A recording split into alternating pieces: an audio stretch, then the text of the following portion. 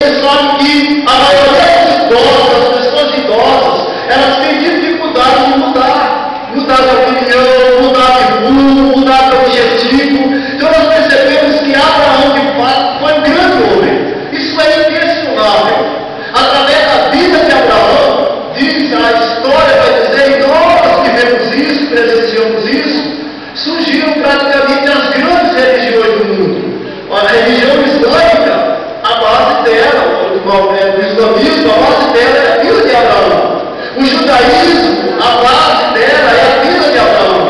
O cristianismo, a base dela é a vida de Abraão. Portanto, Abraão, de fato, ele é o pai das nações. Ele é o pai de grandes povos. Ele é o pai de referência na matéria de fé.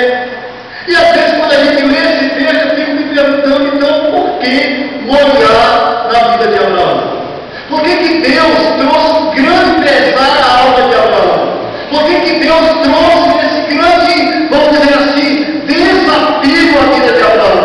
Por que Deus disse para Abraão, Abraão, então agora você vai sacrificar Isaac, o teu único filho, como sacrifício a mim? Eu fico pensando, poxa, Deus foi covarde para Abraão, né? Afinal de contas, Abraão já recebeu a promessa, já havia avançado. Nesse texto aqui, Abraão está com aproximadamente 117 anos. E Isaac está com seus 16 anos. Quando Deus então teve Isaac como sacrifício diante do altar. Então a pergunta que a gente faz é: por que olhar da vida de Abraão? Por que Deus testou Abraão? Talvez muitos de nós não passaríamos por esse teste. Eu não sei. Talvez muitos de nós não passaríamos por esse teste. Por que olhar a vida de Abraão? Queridos, quando a gente vai ler a história de Abraão, a gente percebe que Abraão era um homem como eu e como você. Que Abraão é uma pessoa frágil, que Abraão é uma pessoa também volúvel. Abraão também é uma pessoa que não sabe muito bem o que quer. A única coisa que ele tem é a promessa de Deus sobre a vida dele. E essa promessa a gente está concretizada, pelo menos em parte, através da vida de Isaac. Mas, queridos, essa passagem começa dizendo o seguinte: depois dessas coisas, não é isso? Depois dessas coisas, Deus pediu Isaac como sacrifício. Que coisas a Bíblia está se referindo? Que coisas que a Bíblia está se referindo, que após elas, Deus ele faz esse grande desafio, ele faz essa exigência sobre-humana da vida de Abraão.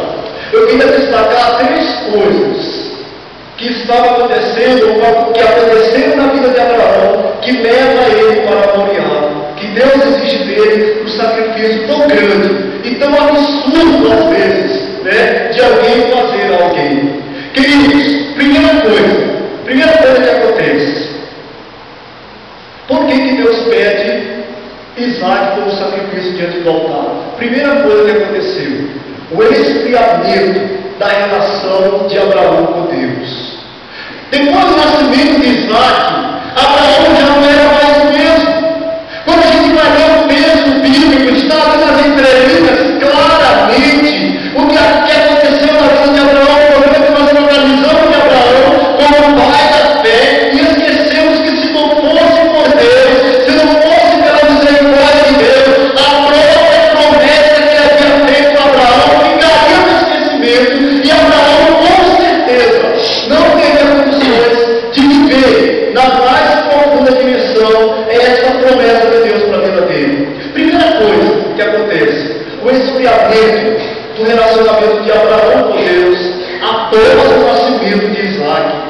Queridos, no versículo 21 e 27 vai contar uma história que Abraão, quando Isaac é desmamado, Abraão dá uma grande festa, Abraão dá um grande banquete na sua casa. E diz a palavra que lá nessa festa, nesse banquete, Agar e Ismael provocam Isaac, puxa o cabelo de Isaac, e Sara não gosta. Aí então um pau quebra na casa de Abraão. Aí Abraão diz assim: olha, Sara diz: olha, manda essa escrava embora. Mas tudo começou com uma questão mínima, foi uma questão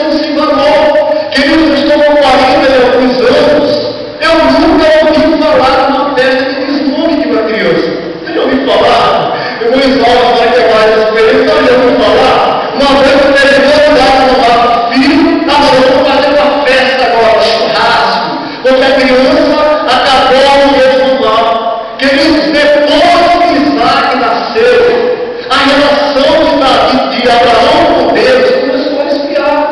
Lembra que Abraão era um homem de altares. Abraão era um homem de altares. Até o livro de Isaac, a palavra de Deus diz que Abraão levantava constantemente altares a Deus. Eu vou citar somente 3 textos. Gênesis 12, 17. Abraão ergue o altar de Siquém. Quando ele sai da sua terra, da sua parentela, quando ele atravessa a terra de Siquém, a palavra diz que ele ergue o altar a Deus, ali agradecendo a Deus pela passagem por aquela terra tão perigosa. Em Gênesis capítulo 12, 8, ele ergue o famoso altar de Betel. 13:15, ele ergue o altar a Deus na terra de Novo, quando ele se despede de Nó, e ele vai entrar em outra terra, e ali ele ergue o altar a Deus. Os altares da vida de Abraão eram constantes. O altar significa o quê? Entrega. O altar significa renúncia. O altar significa dependência de Deus. O altar significa rendição a Deus. O altar significa que ele estava firme nas promessas de Deus. Mas depois que Isaac nasceu, Abraão não levantou mais altares a Deus. Você pode conferir na sua Bíblia. Abraão ficou estagnado, fascinado pelo filho, pela criança, pela promessa. E ele não resumiu toda a sua vida, toda a sua história com Deus na vida de Isaac. E aí ele perdeu completamente o rumo da sua história. Abraão começa então a perder a visão da missão que Deus havia dado a ele. Você será pai de muitas nações através da tua família, Abraão. Eu abençoarei todas as famílias da terra. Só que agora Abraão estava vivendo em função da bênção. Abraão estava vivendo em função de Isaac. E após o nascimento de Isaac, Abraão não foi mais o mesmo. A primeira coisa que acontece, por que mudar a vida de Abraão? Porque Abraão começa a esfriar na fé, esfriar o seu relacionamento com Deus. Queridos, às vezes nós estamos semelhantes a Abraão. Às vezes a gente acha que nós já conseguimos tudo que a gente queria com Deus. Não, eu já tenho um bom emprego, eu tenho minha casa, eu já estou assim quase chegando à aposentadoria, agora eu vou viver a minha vida, não está bom demais, eu já estou contente com a minha vida, já estou contente com a minha porção, o meu Isaac já nasceu, eu não preciso mais do meu relacionamento com Deus. O primeiro equívoco de Abraão, ele viveu em função de Isaac, esquecendo que por trás de Isaac havia uma promessa bem maior, havia uma bênção bem maior, inclusive bem maior do que a própria vida de Isaac. E aí ele começou a esfriar o seu relacionamento com Deus. E de um homem de altares, ele se torna um homem caseiro, uma pessoa que não tem mais expectativa das promessas e do amor de Deus derramado sobre a vida deles. Queridos, a primeira coisa que acontece na vida de Abraão, que a gente vai perceber claramente que Moriá, que o Monte Moriá, que o pedido de Deus tinha um certo sentido na vida de Abraão. A segunda coisa que ele percebe na vida de Abraão, ele fez uma aliança sem consultar a Deus com o rei chamado Abimeleque. Lá no Gênesis capítulo 21, 27, Abraão então percebeu que há contenda entre o povo dele e o povo de Abimeleque, porque Abraão havia postos e os filisteus vinham e cumpriam os postos. E Abraão vai perder essa briga. Ele diz: olha, vamos fazer aliança, Abimeleque. Então ele fez uma aliança com Abimeleque, inimigo mortal do povo de Israel. Se você for observar na Bíblia, desde sempre os filisteus eles lutaram contra o povo de Deus. Os filisteus eles tentaram destruir a Israel. Mas Abraão, para ter paz, Abraão, para fingir que nada estava acontecendo, ele então faz uma aliança com Abimeleque. Engraçado que essa aliança que Abraão fez com Abimeleque era uma aliança proibida por Deus. Lá no livro de Êxodo, capítulo 34, versículo 12,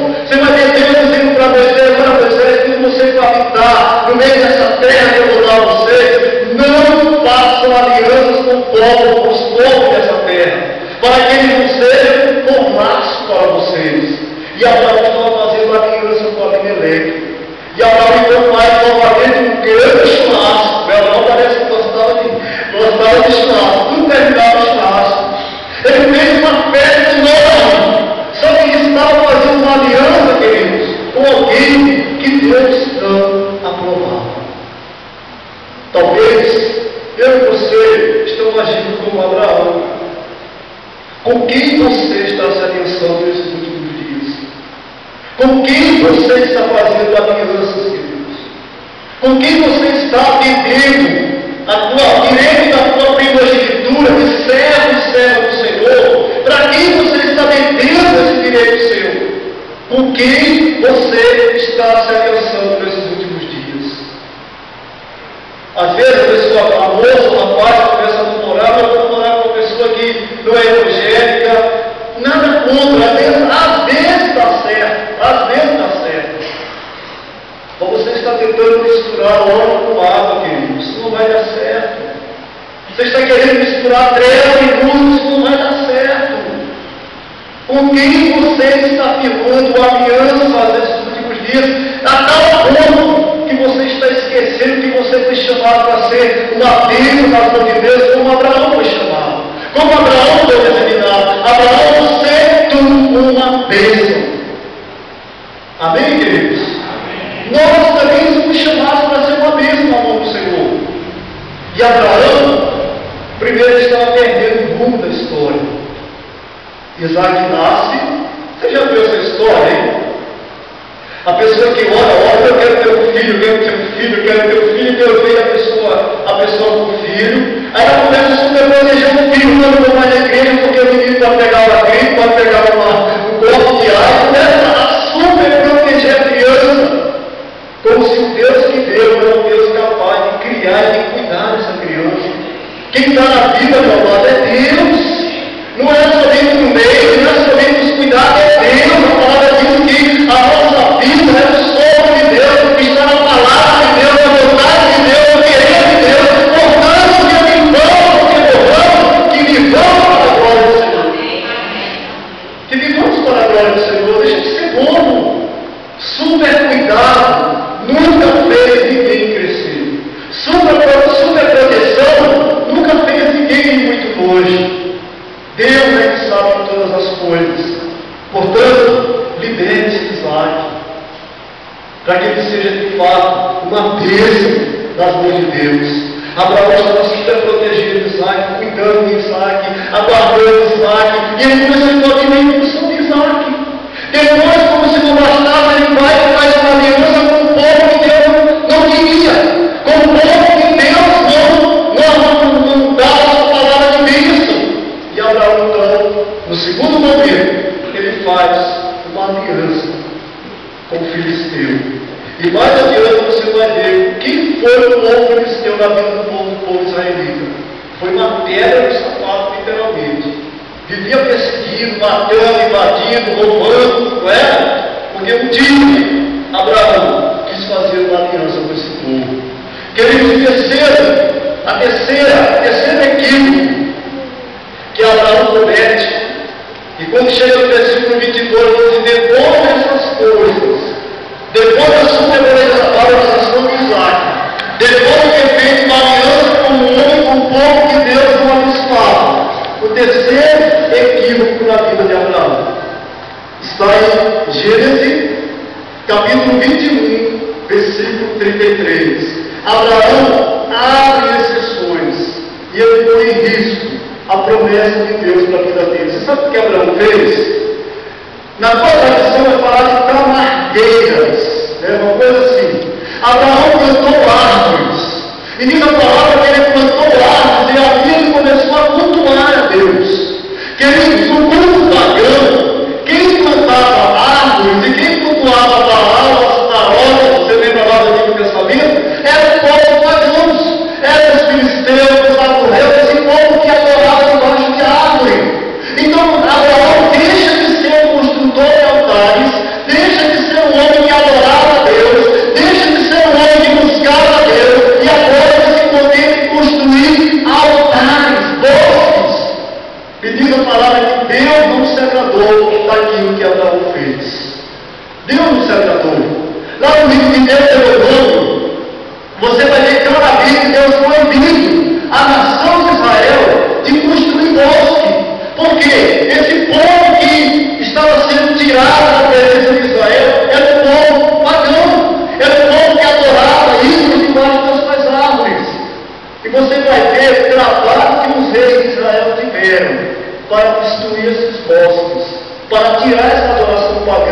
no meio do povo de Israel. Mas Abraão já estava tão normalizado com a situação, ele já estava se sentindo até de certa forma filisteu, que ele não viu problema nenhum em construir um bosque. E ele constrói esse bosque, ao invés de construir altares. E ali diz a palavra que ele começou a adorar o Senhor do bosque. Já não era mais um homem de visão, já não era mais um homem de fé, já não era mais um homem que buscava Deus, mas era um homem vencido pela religião daquela época, daquele tempo, especificamente do povo chamado filisteu. Sabe por que Deus não chega e diz a Abraão, depois dessas coisas, da supervalorização de Isaac, não é? Da exceção que Abraão abriu, de ter uma aliança com Abimeleque, depois dessas coisas, Deus chega para Abraão e diz, olha, já que eu te dei Isaac, para que através dele você abençoasse as nações, e você fosse uma bênção, ao educar esse menino, para que ele me tema, você não vê nada do que eu falei, pelo contrário, ele está sendo corrompido pelos costumes desse povo, pelo contrário, ele vai se tornar um pagão, pelo contrário, ele não vai ter mais bênção, então, me dá Isaac de volta. Você vai subir o monte Moriá, e lá você vai sacrificar Isaac. Você vai devolver a vida. Queridos, foi uma decisão dura para Abraão. Foi algo difícil para Abraão. Mas eu quero dizer para você que às vezes nós estamos agindo da mesma forma que Abraão. Agora nós temos que tomar cuidado para que Deus não pegue os nossos atos e nos faça ir para o outro lugar. Porque Deus, Ele nos chamou também para ser uma bênção. E a pergunta que eu faço a você, o que está te impedindo de ser uma bênção na mão do Senhor? Qual é o Isaac que você elegeu para a tua vida? Quais são as alianças que você está fazendo com povos, com situações que estão minando o teu temor a Deus? Quais são as exceções que você está abrindo na tua vida, para que você não se sinta mais, às vezes, nem um crente, nem uma pessoa que um dia ouviu ou foi tocada pela palavra de Deus? Deus, ele olha para Abraão e diz, olha Abraão, então agora, depois dessas coisas, eu quero que você sacrifique Isaac. O interessante é que Abraão ele obedeceu prontamente. É como se ele estivesse tão envergonhado de tudo que ele viveu com Deus, experimentou com Deus, e agora você se depara com uma pessoa que já mais entende o que está acontecendo. Mas ele vai mesmo assim, tipo conversando com ele mesmo, já que foi Deus que me deu mesmo, então eu vou devolver. Mas eu creio que não foi tarefa fácil.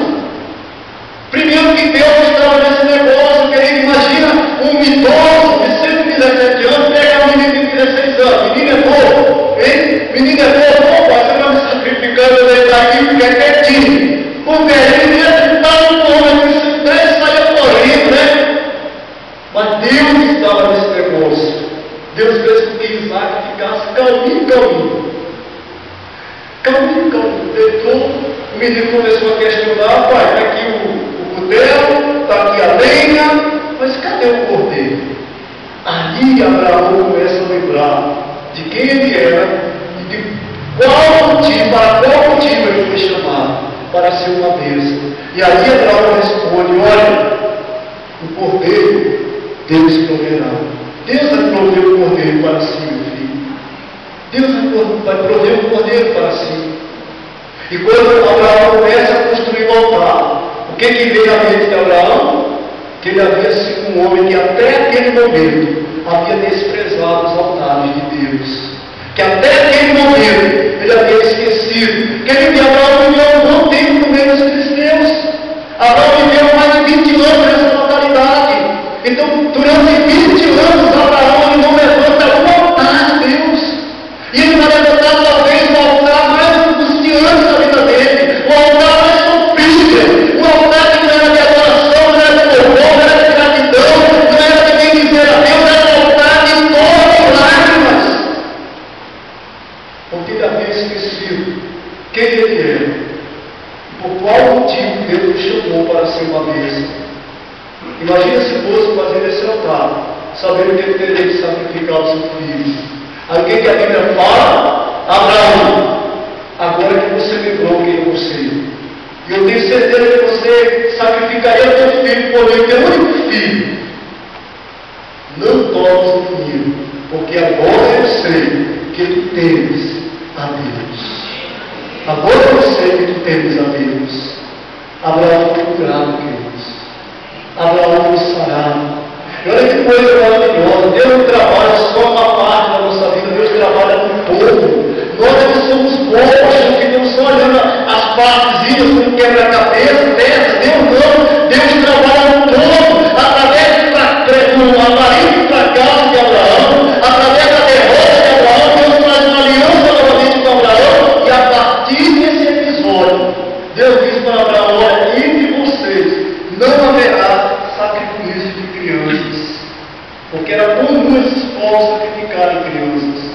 E aí Deus faz uma nova aliança com Abraão. Abraão, nunca mais eu quero ouvir falar de sacrifício de crianças entre o povo de Israel, porque Deus veio muito mais além do que nós vemos. Amém, queridos? Engraçado que da morte de Abraão, o Monte Moriá, lá em 2 Crônicas, vai narrar que é o lugar onde foi construído o grande templo de Salomão. Através do erro do amor do homem, Deus constrói uma grande bênção para a nação, surge uma grande bênção para a nação de Israel, que era o templo de Jerusalém. Porque o nosso Deus, querido, Ele trabalha. Nós podemos atrasar o processo de Deus, ou podemos acelerar esse processo. Ainda mais Ele tem um chamado para a minha vida e para a tua vida. Ainda mais Ele tem um desafio para nós podemos apressar ou nós podemos atrasar. Mas uma coisa eu sei, um dia nós vamos ter que estar memoriados de Deus. Porque Deus vai pedir de nós o nosso milagre. E aí a gente vai descobrir que às vezes nós estávamos muito longe, muito distante do caminho e do temor do Senhor, mesmo estando presente em tempo.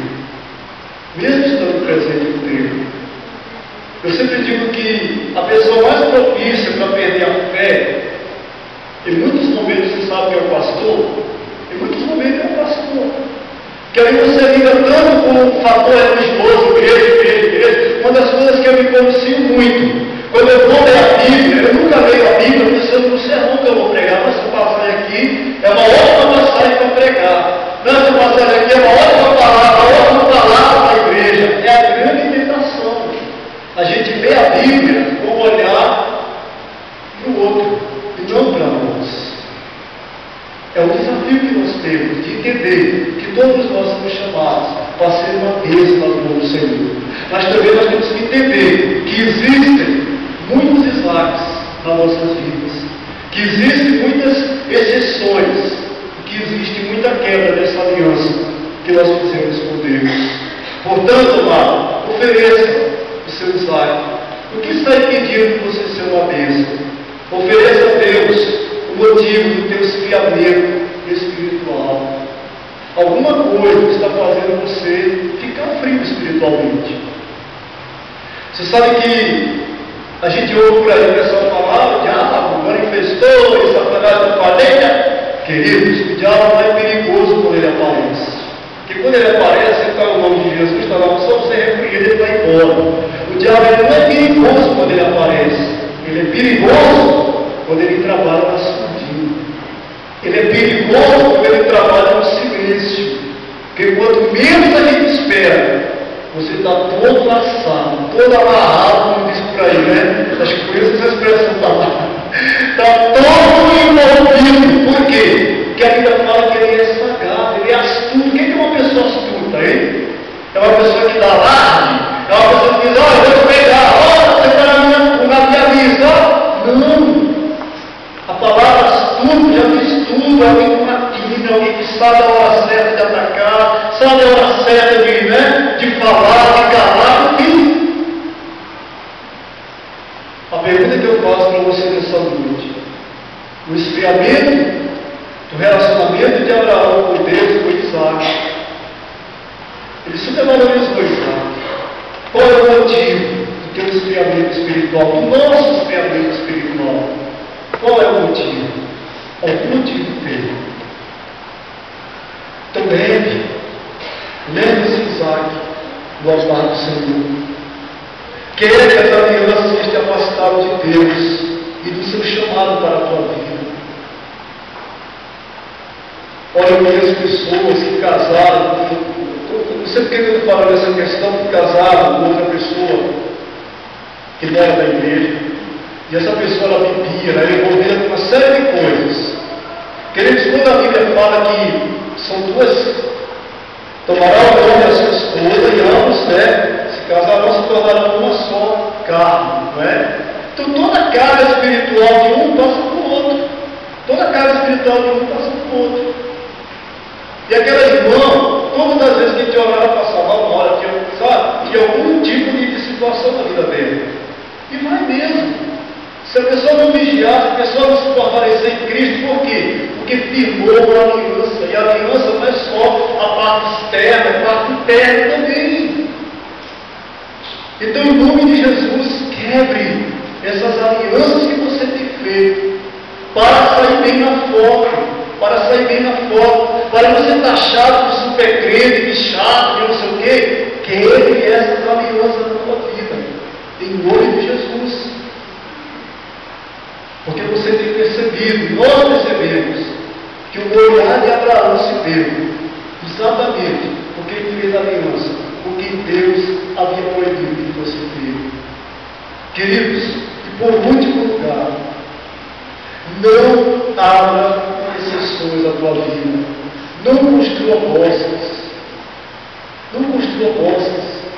Lá no bosque Deus não habita. Lá no bosque, Abraão, que até tentou fez o bosque, mas a Bíblia não fala que ele fez o altar. Ele só construiu o bosque.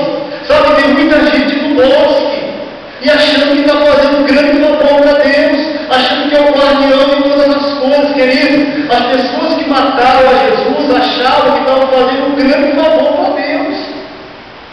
Quem matou a Jesus não pensa que estava matando algum matar, porque ele falou que ele não. Os saduceus, os herodianos, esse grupo de pessoas aí, quando eles mataram Jesus, ele falou: estou fazendo um grande favor para Deus, porque ele é um herege, ele precisa morrer, ele não é nada disso que ele fala. Quando Estevão estava sendo apedrejado, Paulo estava lá com as vestes de Estevão, achando que estava fazendo grande coisa. Nós estamos matando alguém que está blasfemando contra o nosso Deus, blasfemando contra a nossa religião. O bosque não é lugar para nós estarmos. O nosso lugar é nos altares de Deus. É voltar para os altares de Deus. Porque Deus pedirá de nós o nosso usar. E é melhor entregar, né? É melhor entregar de maneira salutar, de uma maneira feliz, de uma maneira livre, do que como Abraão. Chorando. Eu não queria estar na frente de Abraão, nem aqui, nem na China, nem para ter todo esse nome que ele tem. Eu não gostaria de estar na frente de Abraão. Porque eu acho que eu não teria coragem. Eu vou ser sincero, eu acho que eu não teria coragem. Imagina você pegar o seu filho, pegar o seu neto, porque tem criança aí, a gente acha que vai para uma negra. O negócio é feio. O negócio é feio, sabe? O negócio é feio. Você acha que eu e você teríamos coragem disso? Mesmo que Deus só você, tira você, eu acho que eu preferia morrer. Mas Deus foi ao extremo com Abraão, porque Abraão tinha ido ao extremo também com Deus. E Deus tinha que tratar o extremo com o outro extremo. Abraão, você tinha um caminho, você tinha a promessa, você tinha a minha presença, você tinha tudo. Por que você teve que se enveredar por esse caminho? Por que você teve que supervalorizar Isaac? Fazer aliança com esse povo e abrir as pessoas, construir bosques. Só coisas que Deus havia proibido. Amarás o Senhor teu Deus de todo o teu coração, de toda a tua alma, de todo o teu entendimento. Amém? Entrega o teu Isaac nesse altar, nesta noite. Deus quer fazer algo glorioso com o teu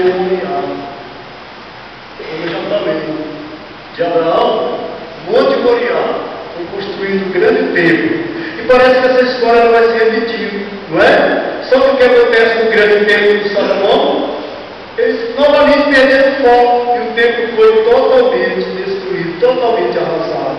Porque, irmão, entenda uma coisa: tudo que nos serve para a glória de Deus nas nossas vidas é destruído por Deus. Presta atenção. A Deus nós estamos idolatrando a nossa família, idolatrando o nosso filho, idolatrando o nosso carro, idolatrando a nossa casa, idolatrando o nosso trabalho. Nós estamos idolatrando tanta coisa. Nós queremos dizer uma coisa para você: se o que você tem, o que você é, o que você faz, não glorifica o nome de Deus. Eu quero dizer uma coisa para você nessa noite, sem medo de errar, mas cedo ou mais tarde, você vai ter comunicado.